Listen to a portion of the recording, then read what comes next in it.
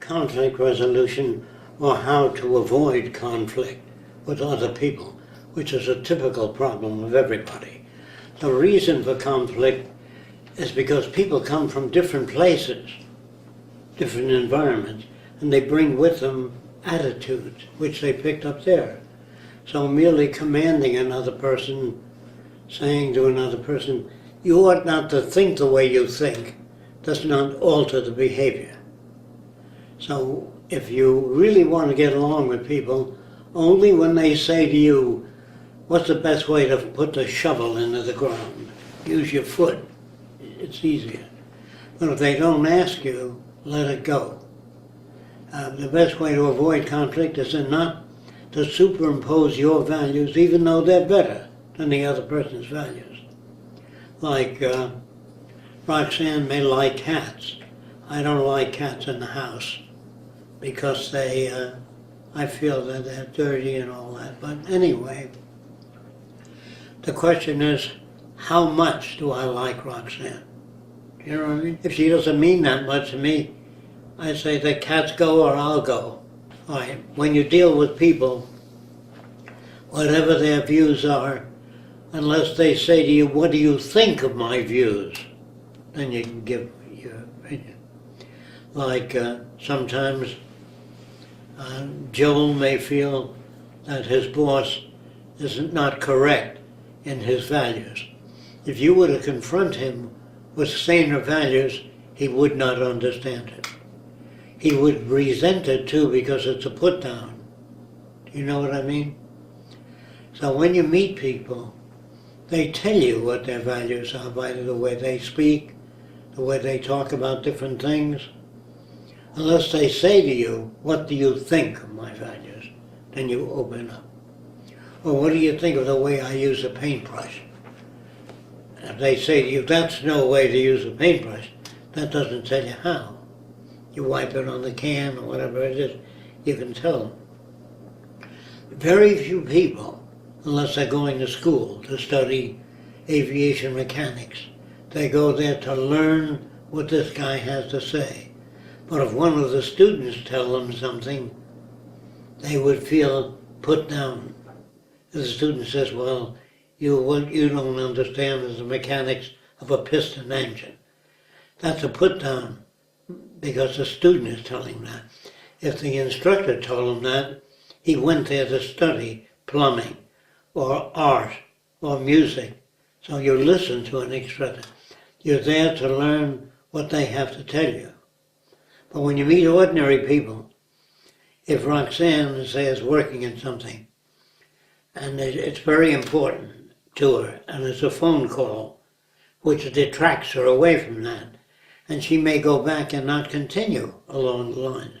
But if you say, hey, you should continue along the lines you're working at, unless she said, Christ, I'm terribly disorganized, what do you suggest I do?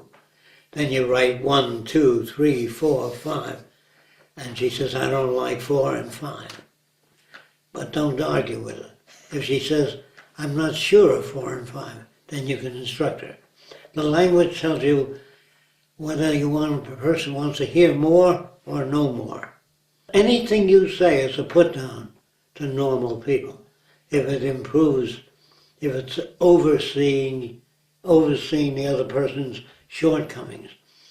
If another person has shortcomings, you work with those shortcomings, unless they say, how are you able to accomplish 4 films a day and I can only do 1? Then you can say, because you clean out, you bake the oven, and then you water the lawn, then you go back to your job. You have to stay with each system. Do you understand what I mean? If you get out to do a bridge, and in the meantime you water the roses and trim trees, a lot of things remain half done. I don't say you do that. But if you walk over to Larry and say, don't do it that way, do it this way, you're superimposing your values. They may be right, but you don't superimpose unless they ask you. So conflict occurs when a person doesn't seek your advice and you advise them. It doesn't always occur, but it will.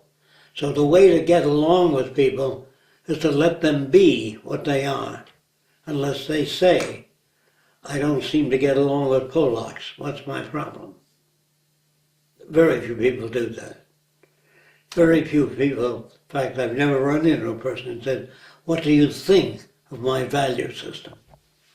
What do you think of the way I think? If they do that, and it's sincere, not an ego thing, where they appear to be polite. And if a person annoys you in some way, just say, I don't like to discuss races. I mean, if you want to be a racist, okay, I'm not interested in that. And he said, well, how come you don't see niggers as I see them? You can explain. But if he says, well, God damn it, that's the way I feel, let him talk. Or discharge him if you hired him. You don't want to hear that. We hired a guy. There was a black man up on a pole working on an antenna. And the guy says, I need some rope. He says, tie it around your neck. If you fall, you'll hang yourself. You know, he thought that was appropriate for the black guy. We never hired him again because he was too low grade. To undo that, you have to undo his whole life. And either you hire a guy to put up an antenna or you work on his whole life. Your question is, how different is the person's background than yours? And does the person seek information? And if they did, don't feel like you're instructing them.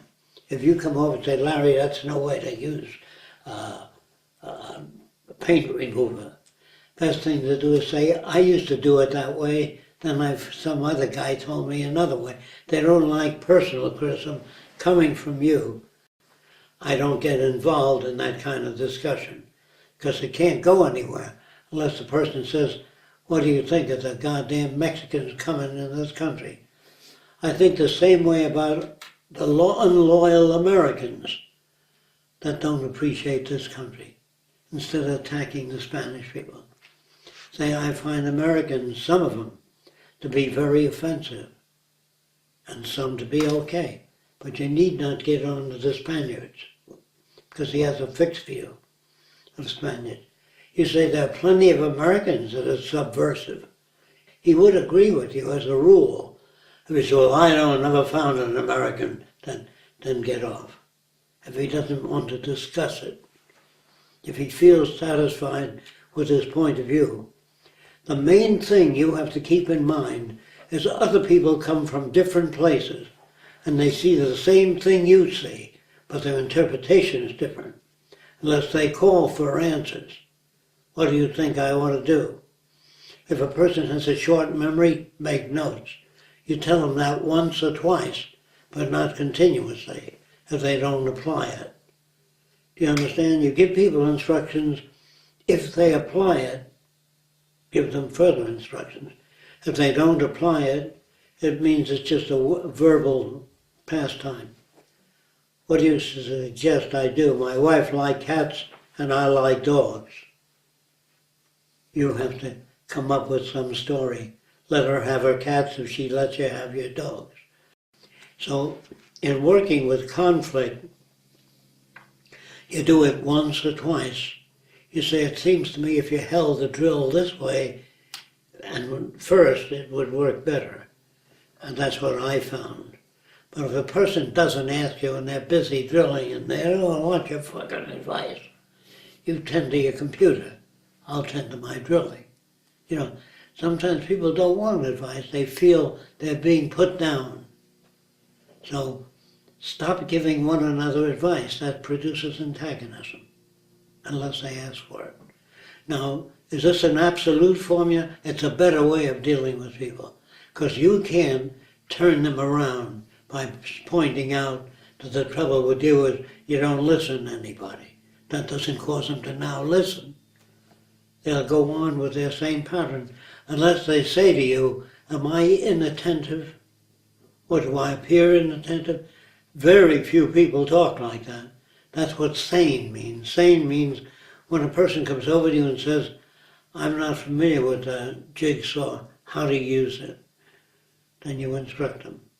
If they come over every day and say, I don't know how to use a jigsaw, watch them and guide them through it. Does that make sense? Do you have any attitudes now about different people that think differently than you do? They think differently than you do, period. Making a comment that you're dim-witted or slow. The trouble with you is you have no imagination. That doesn't alter behavior. It only increases conflict. Do you understand what I'm saying? So, if a person's a very good painter of roses, and you like roses, then you associate with him for that reason. But it's just if you ask me, all the Irish ought to be sent back to Ireland, say, well, I'm not that, I don't feel that way about the Irish, so I'd rather not discuss it. I think there are Swedes that behave badly and some Swedes that behave well. You can say that. He might understand that, but I appreciate your comments. Don't wipe him out. You're a racist. Don't wipe him out.